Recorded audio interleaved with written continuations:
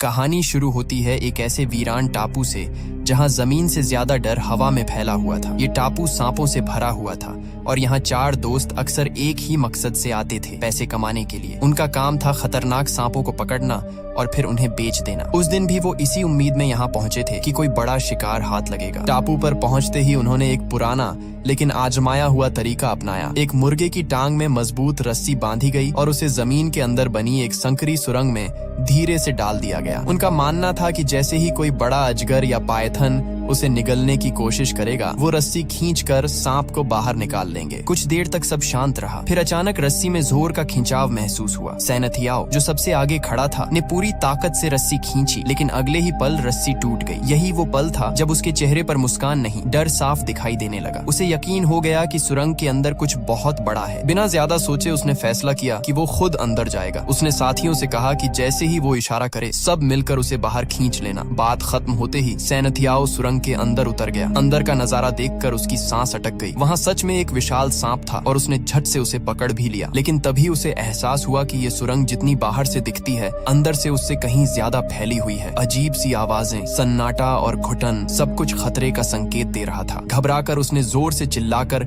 साथियों को उसे बाहर खींचने का इशारा किया। बाहर खड़ा अरबिंग, जो भारी भरकम शरीर वाला आदमी था, इसे मजाक समझ बैठा। उसे लगा सैनथियाओ डराने के लिए नाटक कर रहा है। हंसते हुए उसने मदद करने के बजाय उसके पैरों में गुदगुदी करनी शुरू कर दी। लेकिन मजाक उस वक्त खत्म हुआ जब सैनथियाओ की चीखें सच में डर से भर गईं। अब तीनों दोस्त एक साथ रस्सी खींचने लगे, मगर तब तक देर हो चुकी थी। सुरंग के अंदर से एक बेहद विशाल सांप झपटा और पल भर में सैनथियाओ को अपनी पकड़ में लेकर अंदर खींच ले गया। घबराए हुए अरबिंग ने हाथ डालकर उसे बचाने की कोशिश की, लेकिन अगले ही सेकंड एक सांप ने उसके हाथ को जकड़ लिया। बड़ी मुश्किल से उसे बाहर खींचा गया। उसके हाथ से चिपका वो सांप तुरंत मार दिया गया, लेकिन नुकसान हो चुका था। सुरंग के अंदर से आ रही भयानक अजीब सी आवाजें अब किसी आम सांप की नहीं लग रही थीं। सबको लगने लगा कि वहां कोई और ही खौफनाक चीज छिपी है। डर के मारे वो लोग बिना पीछे देखे अपनी नाव की ओर भागे। रात हो चुकी थी, बारिश तेज हो रही थी, नाव आगे बढ़ रही थी और अरबिंग अंदर ही अंदर टूट चुका था। उसे लग रहा था कि सैनथियाओ की मौत का जिम्मेदार वही है। इसी बात पर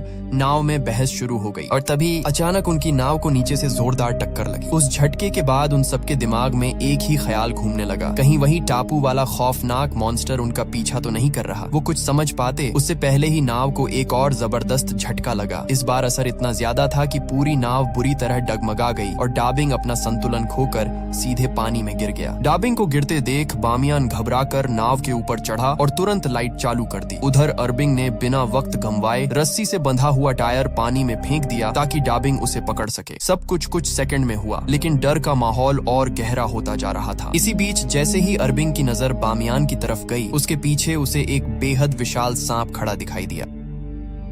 अगले ही पल वो सांप वहां से गायब हो गया, जैसे पानी में घुल गया हो। इससे पहले कि कोई कुछ कर पाता, उसी सांप ने पानी में गिरे डाबिंग पर हमला कर दिया और पल भर में उसकी जान चली गई। अरबिंग ने हिम्मत जुटाकर भाले से उस सांप पर वार करने की कोशिश की, लेकिन वो सांप आम नहीं था। उसने पलटकर इतना जोरदार हमला किया कि अरबिंग हवा में उछल गया और जमीन पर गिरने से पहले ही उस सांप का शिकार बन गया। अब नाव पर सिर्फ बामियान बचा था। उस विशाल सांप का आकार देखकर उसका डर हद से ज्यादा बढ़ चुका था। वो कांपते हुए सांप से रहम की भीख मांगने लगा और बार बार कहने लगा कि अगर उसकी जान बख्श दी गई तो वो कभी भी दोबारा सांप नहीं पकड़ेगा। लेकिन सांप नहीं रुका, वो नाव पर चढ़ता हुआ उसकी ओर बढ़ने लगा। तभी बामियान की नजर नाव में रखे एक कैमरे के पास पड़ी कुछ अजीब सी चीजों पर गई। वो सांप के अंडे थे। असल में वही वजह थी जिसकी वजह से वो विशाल सांप इस नाव तक पहुंचा था। अपने अंडों को देखते ही वो और आक्रामक हो गया और अगले ही पल बामियान की भी जान चली गई। कुछ दिनों बाद कहानी एक नई जगह पर पहुंचती है। एक औरत घबराई हुई हालत में शेन नाम के एक आदमी को अपने घर की तरफ ले जा रही थी। शेन एक पेशेवर स्नेक रेस्क्यूअर था। उस औरत के घर में एक खतरनाक सांप घुस आया था, इसलिए उसने मदद के लिए शेन को बुलाया था। घर के अंदर कदम रखते ही शेन की नजर कुछ सांप के अंडों पर पड़ी। पूछने पर पता चला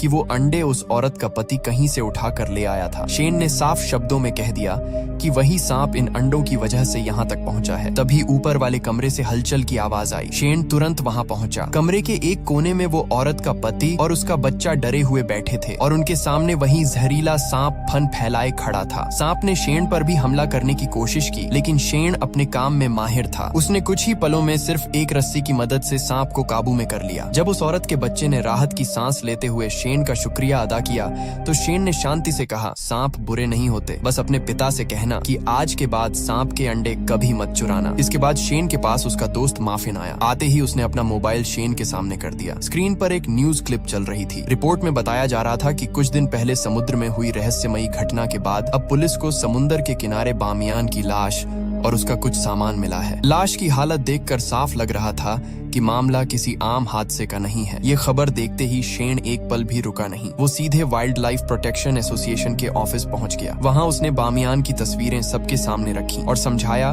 कि शरीर पर बने दांतों के निशान किसी साधारण सांप के नहीं हैं। उसके मुताबिक ये निशान टाइटन पाइथन के हैं, जिसकी लंबाई करीब 15 मीटर तक हो सकती है और ऐसे सांप सिर्फ एक ही जगह पाए जाते हैं, स्नेक आइलैंड पर। शेन का मानना था कि अब देर नहीं करनी चाहिए। उसने संगठन की ताकत का इस्तेमाल करते हुए सरकार से स्नेक आइलैंड को नेचर रिजर्व घोषित करने की अपील करने की बात कही, लेकिन वहीं मौजूद एनवायरनमेंट प्रोटेक्शन डिवीजन की सीनियर अधिकारी जाओ ने उसकी बात काट दी। उसका कहना था कि इंटरनेशनल स्नेक ऑर्गेनाइजेशन के रिकॉर्ड के मुताबिक इस तरह के विशाल सांप धरती से लगभग 58 साल पहले ही विलुप्त हो चुके हैं। शेन ने बहस करने के बजाय सबूत सामने रख दिया। उसने बामियान के कैमरे से रिकॉर्ड की गई आखिरी वीडियो चलाई। वीडियो में साफ तौर पर उस विशाल टाइटन पाइथन की झलक दिखाई दे रही थी। जैसे ही वीडियो खत्म हुई, कमरे में कुछ पल के लिए सन्नाटा छा गया। सबकी आंखें हैरानी से खुली रह गईं। अब हालात बदल चुके थे। सबने फैसला किया कि जाओ खुद शेन के साथ स्नेक आइलैंड जाएगी और सच्चाई का पता लगाएगी। लेकिन रवाना होने से पहले जाओ को एक और चौंकाने वाली बात पता चली। शेन सिर्फ एक स्नेक रेस्क्यूअर नहीं था, वो पहले फौज में रह चुका था और साथ ही उसे स्नेक किंग के वंशज के रूप में भी जाना जाता था। उधर दूसरी तरफ कहानी एक नए मोड़ पर पहुंचती है। एक बड़ी रियल एस्टेट कंपनी का मालिक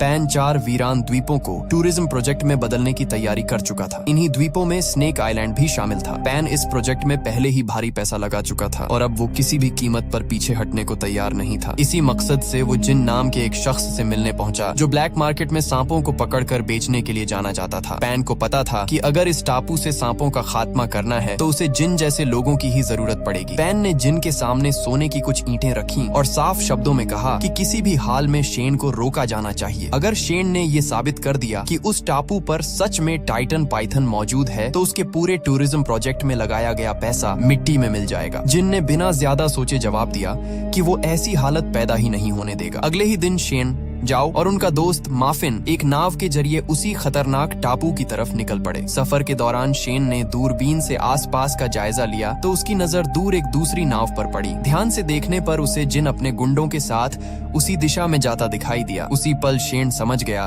कि जिन और पैन के बीच डील हो चुकी है। टापू पर पहुंचते ही जिन ने अपने आदमियों से वहां रुकने का पूरा इंतजाम करवाया और तुरंत टाइटन पाइथन को पकड़ने की योजना बनाने लगा। सब कुछ उनके कंट्रोल में लग रहा था, लेकिन तभी हालात बदलने लगे। जिन का आदमी मुताऊ थोड़ी दूरी पर शौच के लिए गया था, वहीं पास में बंधा उसका कुत्ता अचानक जोर जोर से भौंकने लगा। उसे झाड़ियों में कुछ अजीब सा महसूस हो रहा था। अगले ही पल कुत्ता अपनी रस्सी तोड़कर उन्हीं झाड़ियों में भाग गया और फिर वापस नहीं लौटा। ये देखकर मुताऊ के दिल में डर बैठ गया, लेकिन असली खौफ तब सामने आया जब उसने महसूस किया कि कोई बेहद भारी चीज तेजी से उसकी तरफ बढ़ रही है। कुछ ही देर बाद मुताऊ लड़खड़ाता हुआ वापस टेंट्स की तरफ पहुंचा। उसकी हालत देखकर साफ लग रहा था कि उसके साथ कुछ बहुत गलत हुआ है। उसी वक्त उसके पीछे से एक विशाल कोबरा भी बाहर निकल आया। वही कोबरा मुताऊ की इस हालत की वजह था। कोबरा को देखते ही वहां अफरा तफरी मच गई और सब लोग जान बचाकर भागने लगे, लेकिन तभी वो कोबरा एक आदमी के सामने फन फैलाकर रुक गया। माहौल इतना तनावपूर्ण था कि अगर वो आदमी जरा भी हिलता तो उसकी मौत तय थी। तभी पास के एक टेंट से एक लड़की और 2 आदमी बाहर निकले जो आपस में भाई बहन थे। हालात कितने भी खतरनाक क्यों न हो, उन्होंने फैसला खेल के जरिए करने का किया। उन्होंने रॉक पेपर सीजर खेलना शुरू किया और तय हुआ कि जो जीतेगा वही उस विशाल कोबरा को पकड़ेगा। ये खेल हॉन्ग नाम के आदमी ने जीत लिया। हॉन्ग इस काम में इतना माहिर था कि उसने बिना वक्त गंवाए कोबरा को काबू में किया और कुछ ही सेकंड में उसे एक बैग में बंद कर दिया। इसके बाद उसने वो बैग जाकर सीधे जिन को सौंप दिया। इसी दौरान शेन भी अपने साथियों के साथ वहां पहुंच गया। आते ही उसने जिन से साफ कहा कि उस कोबरा को तुरंत छोड़ दिया जाए। बातों बातों में माहौल गर्म हो गया। थोड़ी बहस के बाद जिन ने तंज भरे अंदाज में कहा कि अगर शेन उसकी पकड़ से वो कोबरा वाला बैग छीन ले तो वो उसे ले जा सकता है। अगले ही पल हालात हाथापाई तक पहुंच गए। शेन का फौजी बैकग्राउंड यहाँ साफ नजर आ रहा था। उसकी चालें तेज और सटीक थीं। कुछ ही पलों में उसने जिनको काबू में कर लिया और कोबरा वाला बैग अपने हाथ में ले लिया। अपने बॉस को हारता देख जिनके गुंडों ने तुरंत शेन, माफिन और जाओ पर हथियार तान दिए। माहौल पल भर में और खतरनाक हो गया, लेकिन जिन ने हाथ उठाकर उन्हें रोक दिया। उसने सबको पीछे हटने का इशारा किया। भले ही वो ये लड़ाई हार चुका था, लेकिन उसके चेहरे से साफ लग रहा था कि असली खेल अभी बाकी है। उधर शेन और उसके साथी उस कोबरा को सुरक्षित तरीके से आजाद कर देते हैं। इसके बाद वो पूरे इलाके में घूम घूम कर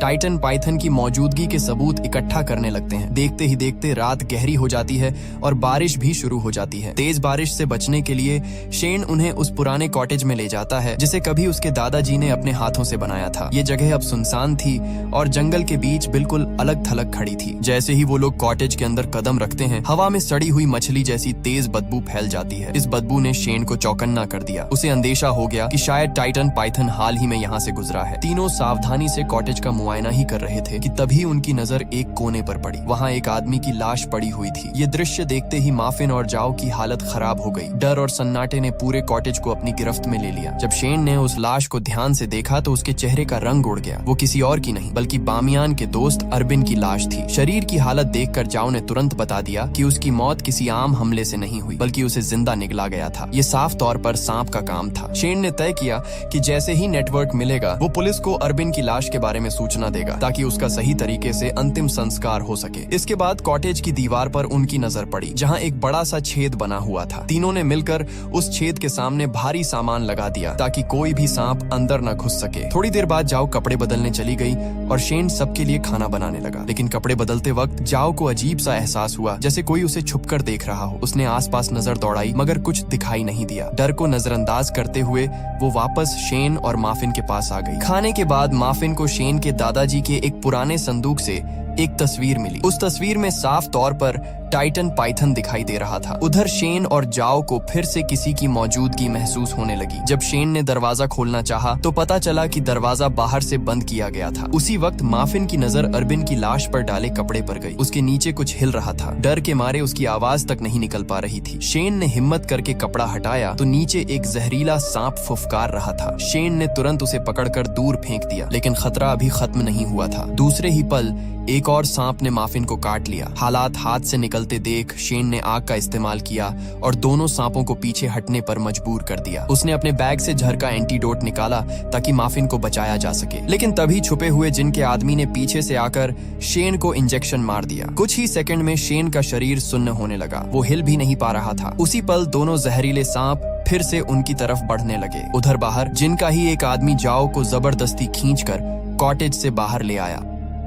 उसकी नीयत साफ नहीं थी। वो जाओ के साथ कुछ गलत करने ही वाला था कि तभी झाड़ियों के पीछे से टाइटन पाइथन निकला। एक ही पल में उस आदमी को अपनी पकड़ में लिया और घसीटते हुए जंगल के अंदर ले गया। जाओ किसी तरह उसकी पकड़ से छूट गई। घबराई हुई जाओ भागकर वापस कॉटेज के अंदर आई। शेन और माफिन की हालत देखकर उसका दिल बैठ गया, लेकिन शेन ने मुश्किल से उसे एंटीडोट की तरफ इशारा किया। बिना वक्त गंवाए जाओ ने दोनों को एंटीडोट दे दिया और उनकी जान बच गई। अगली सुबह हालात थोड़े संभले। तीनों फिर से टाइटन पाइथन को ढूंढने के लिए निकल पड़े। तलाश के दौरान उन्हें एक पेड़ से लटकी हुई एक बड़ी सांप की केंचुली मिली। ये साफ सबूत था कि टाइटन पाइथन इसी टापू पर मौजूद है। हालांकि शेन जानता था कि सिर्फ इतना काफी नहीं है। सच साबित करने के लिए उन्हें अभी और भी ठोस सबूत इकट्ठा करने थे। इसी दौरान उनकी नजर पास ही जमीन पर पड़े योंग पर पड़ी। उसकी हालत बेहद खराब थी, जैसे उसकी जान किसी भी पल निकल सकती हो। शेन ने बिना देर किए अपना एंटीडोट निकाला और उसे दे दिया। कुछ ही देर में योंग की सांसें संभलने लगीं और उसकी जान बच गई। लेकिन तभी जाओ की नजर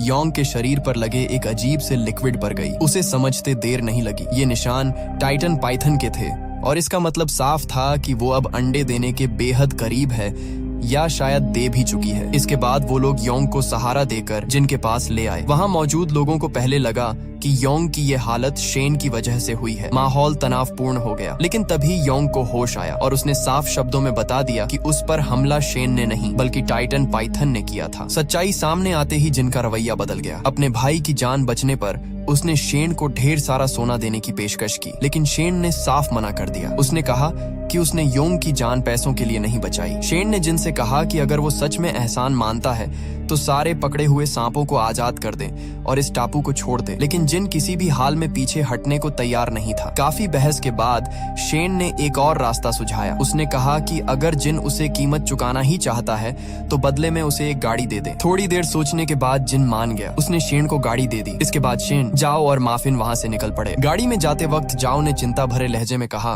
कि उसके हिसाब से टाइटन पाइथन अब तक अंडे दे चुकी होगी। अगर वो अंडे जिन के हाथ लग गए तो हालात और भी बिगड़ सकते हैं। पाइथन के बच्चों के बचने के चांस वैसे ही बहुत कम होते हैं। उसने साफ कहा कि उन्हें वो अंडे अपने साथ ले जाने होंगे। इस टापू पर टाइटन पाइथन की मौजूदगी साबित करने के लिए इससे बड़ा और ठोस सबूत कोई हो ही नहीं सकता। चलती गाड़ी में शेन ने आखिरकार जाओ को अपनी सच्चाई बता दी। उसने कहा कि वो स्नेक किंग फैमिली का वंशज है और सांपों की हिफाजत करना ही उसका असली मकसद रहा है। उसके दादाजी हमेशा कहते थे कि टाइटन पाइथन आज भी इस दुनिया में मौजूद है, लेकिन शेन ने कभी इस बात को गंभीरता से नहीं लिया। बामियान की मौत के बाद जब उसने उस पाइथन की रिकॉर्डिंग देखी तब उसे अपने दादाजी की बातों पर यकीन हो गया। शेन ने साफ कहा कि वो चाहता है सरकार इस टापू को नेचर रिजर्व घोषित करे ताकि लालच में आकर लोग यहाँ न आए और अपनी जान न गंवाएं। वो लोग अभी बात कर ही रहे थे कि अचानक गाड़ी के सामने से टाइटन पाइथन गुजर गया, इतना करीब कि सबकी सांसें थम गईं। बिना वक्त गंवाए शेन ने गाड़ी मोड़ी और उसका पीछा शुरू कर दिया ताकि इस बार पक्के सबूत के तौर पर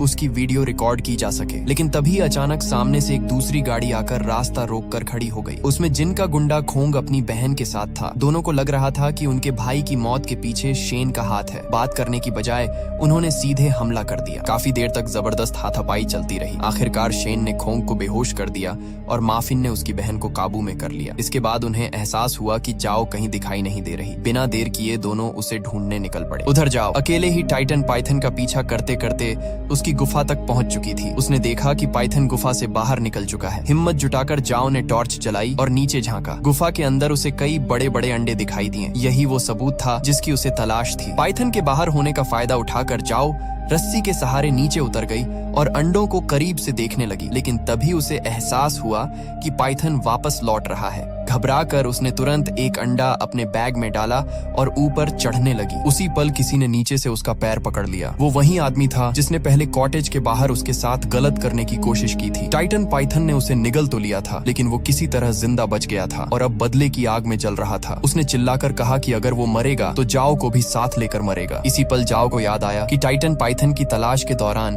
उसने एक सांप से थोड़ा सा जहर निकालकर अपने पास रख लिया था। उसने तुरंत वो जहर निकालकर उस आदमी की आंखों में डाल दिया। दर्द से तड़पता हुआ वो आदमी जोर जोर से चीखने लगा। जाओ ने मौका पाकर खुद को संभाला और रस्सी के सहारे ऊपर चढ़ गई। तड़पते हुए उस आदमी से एक अंडा नीचे गिरकर टूट गया और उसने जाओ की रस्सी पकड़कर बाहर निकलने की कोशिश भी की। लेकिन तभी टाइटन पाइथन गुफा में वापस आ चुका था। अपने टूटे हुए अंडे को देखकर वो बेकाबू हो गया। अगले ही पल उसने उस आदमी को अपनी ताकतवर पकड़ में लिया और उसे वहीं खत्म कर दिया। गुफा के अंदर गूंजती उस दहशत भरी आवाज के साथ जाओ समझ चुकी थी कि असली खतरा अब शुरू होने वाला है। गुफा से जान बचाकर भागती हुई जाओ जैसे ही जंगल के बाहर निकली, रास्ते में उसे शैन और माफिन मिल गए। लेकिन राहत की सांस लेने का मौका भी नहीं मिला था कि पीछे से टाइटन पाइथन की भारी सरकती हुई आवाज आने लगी। शैन और माफिन ने देर नहीं की, जाओ को झटपट गाड़ी में खींचा और जान बचाकर वहां से भागने लगे। गाड़ी के अंदर माहौल तना हुआ था। शैन की आंखें जाओ पर टिकी थीं। उसने धीमी लेकिन सख्त आवाज में पूछा कि क्या वह डीएनए सैंपल के अलावा कुछ और तो नहीं लाई। जाओ ने बिना झिझक झूठ बोल दिया, मगर शैन को यकीन नहीं हुआ। उसे साफ समझ आ रहा था कि पाइथन यूं ही पीछा नहीं कर रही। माफिन ने जब जाओ का बैग खोला तो सच सामने आ गया। पाइथन का अंडा, वही अंडा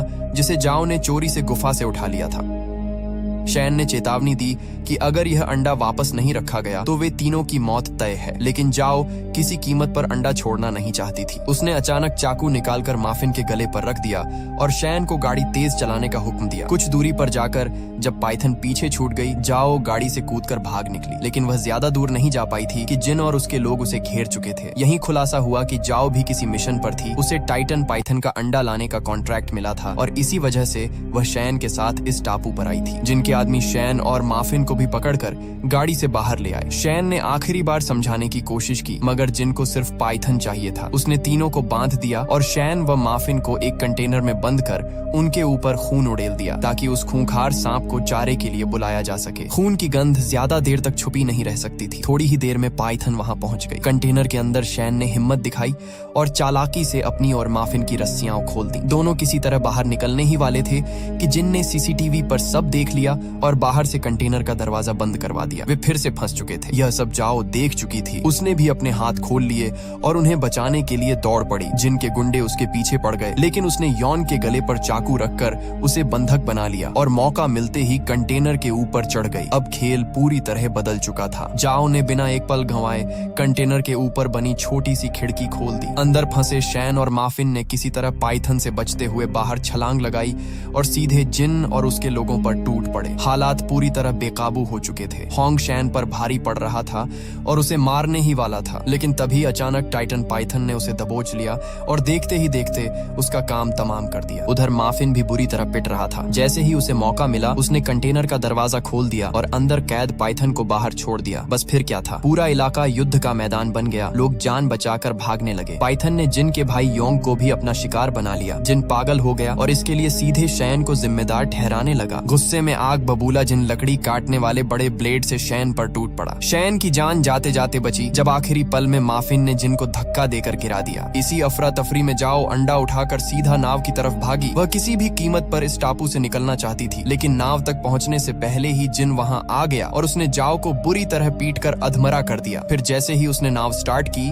शैन और माफिन भी वहां पहुंच गए। जिन ने तुरंत जाओ के गले पर चाकू रख दिया और दोनों को नाव से उतरने को कहा, लेकिन जाओ ने अचानक उसके हाथ पर काट लिया। गुस्से में जिन ने चाकू उसकी पीठ में घुसा दिया। तभी शैन ने आग बुझाने वाला यंत्र उठाकर जिन पर फेंका और उससे भिड़ गया। इस बार भी जिन शैन को मारने ही वाला था, लेकिन माफिन ने फिर से उसकी जान बचा ली। तभी शैन की नजर नाव के पास आती उस विशाल पाइथन पर पड़ी। उसे समझ आ गया कि अगर अंडा वापस नहीं किया गया तो कोई नहीं बचेगा। आखिरकार उसने अंडा लौटाने का फैसला कर लिया, लेकिन तभी जिन चाकू लेकर पाइथन के सामने खड़ा हो गया। अगली ही पल वह भी उस खूंखार सांप का शिकार बन चुका था। पाइथन ने अपना अंडा उठाया, शैन, माफिन और जाओ की तरफ एक बार देखा और बिना किसी और नुकसान के वहां से लौट गया। इतनी तबाही और मौत के बाद जाओ टूट चुकी थी। उसने शैन से अपनी बेवकूफी के लिए माफी मांगी और उसकी जान बचाने के लिए शुक्रिया अदा किया। अब उसे समझ आ गया था कि कुछ चीजें लालच से नहीं, समझदारी से संभाली जाती हैं। सब कुछ शांत हो चुका था, मगर जाओ के मन में अभी भी एक सवाल घूम रहा था। उसने शैन से पूछा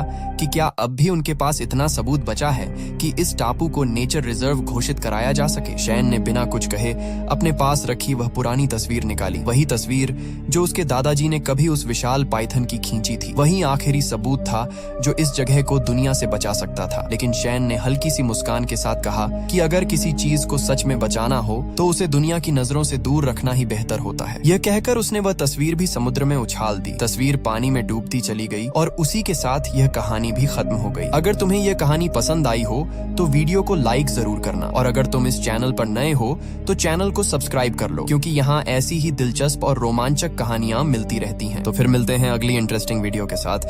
तब तक के लिए टाटा और गुड बाय।